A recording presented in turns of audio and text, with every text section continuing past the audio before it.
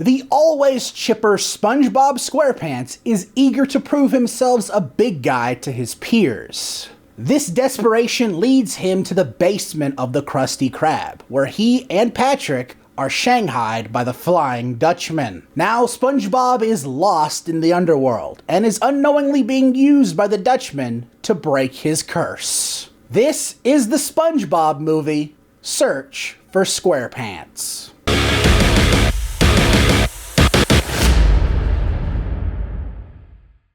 The SpongeBob movie, Search for Squarepants, is the fourth theatrically released SpongeBob film. Well, technically. The third one was supposed to release in 2020, and well, we all know how that went. A lot of movies ended up going to streaming, and that was one of them. It did play in Canada, I think, which at the time really pissed me off. Why does Canada get the movie in theaters, but we don't? I know why. I'm not gonna say it. I tell you, the SpongeBob episode Texas could have easily been about any state in the United States, and it hit just the same. Hey Patrick, what am I now? Stupid? No, I'm Arkansas. Now, being someone who was born in 1999, SpongeBob basically ruled my childhood. And Ben 10. If I had to pick two cartoons that kind of defined the 2000s for me, it was those two. And I'll always admire SpongeBob. Even if I haven't really kept up with it in a good while, I'll always be able to go watch one of the older episodes and get a good laugh. There are even a few post-movie episodes that are pretty good too. And even as time went on, I can still respect SpongeBob for what it is and what it became. This may come as a surprise to you. The SpongeBob movie, Search for Squarepants, is a cartoon. I know, that's shocking, right? And that's something I say in the best and also some of the worst ways possible. This is a fun SpongeBob adventure, no doubt, with all of the nautical nonsense you have come to expect from the character. But it's also horribly paced, causing some jokes to whip by incredibly fast or cause some to overstay their welcome. I might be biased since I got the chance to meet him earlier this year, but Tom Kenny has still got it as SpongeBob. He is truly the one and only guy who can do SpongeBob. Even more so, since over the years, SpongeBob as a character has gotten even more zany and wild, but Tom Kenny still has it. Every actor in the film does. Bill Fagerbach as Patrick, Roger Bumpus as Squidward, and Clancy Brown as Mr. Krabs. They all don't miss a beat with these characters. Even if they may be a bit overwhelming with certain character traits,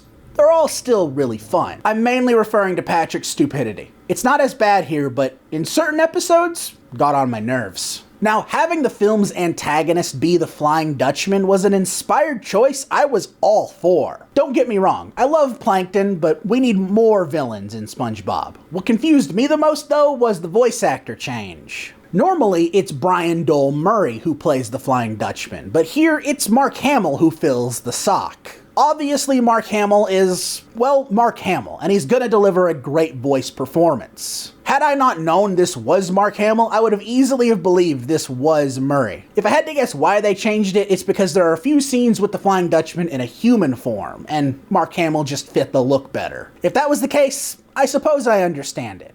Plus, it's Mark Hamill. He can do no wrong. This isn't even Mark Hamill's first time in SpongeBob. Now, I may be what some people call a sponge boomer for this, but I don't enjoy all of modern SpongeBob's antics. There are moments in this film that crank up the silliness to 25. It's loud, it's fast, it's flashy, it is for all intents and purposes a cartoon. Now, I can't exactly fault the movie for that. It's what it is. It's what I expected. And there are still moments throughout all the silliness that are pretty funny. But I really did kind of want the film to slow down a little bit. It was kind of overwhelming. The first SpongeBob movie, for as silly as that could get, it still felt like a proper movie, rather than a film that, and I hate to say this, a film that could work just as well as a made-for-TV movie. Or I guess, made for streaming movie. I tell you, I'm glad to have this 4K Steelbook copy of the SpongeBob SquarePants movie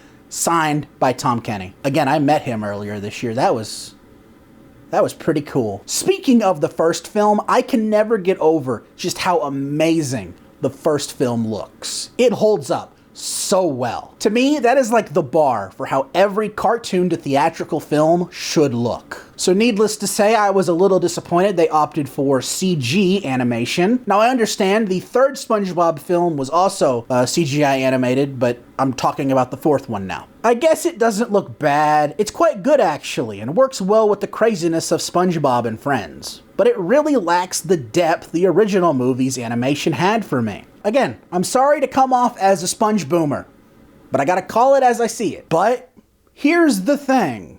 Now, for a film with SpongeBob in the title, SpongeBob's story isn't that interesting. It doesn't feel that adventurous. It has a few fun moments here and there, but really, where the film begins to shine for me is the Mr. Krabs subplot. His adventure to go find SpongeBob is a lot more interesting and a lot more funny, if you ask me. It wouldn't surprise me if this was intended to be a Mr. Krabs movie from the start. They're not against doing that with Sandy or Plankton. Speaking of those two, where were they? They show up for like one scene and they're just never showing up again. They could have easily have been on the adventure with Mr. Krabs. Maybe I'm just getting old, and aren't we all? But I definitely didn't enjoy this as much as I anticipated to. I liked it, and there are still some funny moments, but I recognize that SpongeBob isn't what it was when I was a kid, and I respect that. And I respect anyone who enjoys what it is. Again, there are still fun moments to be had with this, but it really puts into perspective just how much SpongeBob has changed since its 27 years of existence. I still love SpongeBob, I always do, but if you can believe it,